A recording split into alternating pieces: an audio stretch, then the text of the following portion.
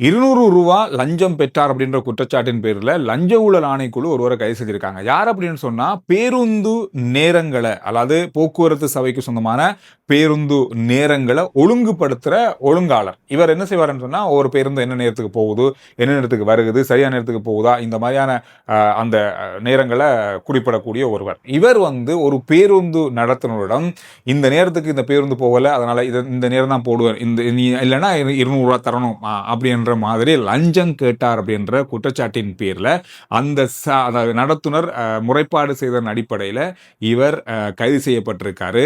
இந்த கைது அப்படின்றது ரூ. 200 லஞ்சம் கேட்டார் அப்படின்ற குற்றச்சாட்டின் பேரில் இந்த கைது நடவடிக்கை இடம்பெற்றிருக்கு.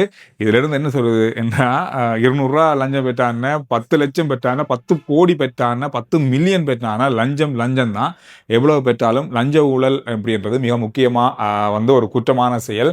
அந்த அடிப்படையில் ரூ. 200 பெற்றாலும் அது லஞ்சமாக பெறப்பட்டது அல்லது லஞ்சமாக கோரப்பட்டது என்ற குற்றச்சாட்டின் பேரில் லஞ்ச ஊழல் ஆணைக்குழு அவரை கைது செஞ்சிருக்காங்க.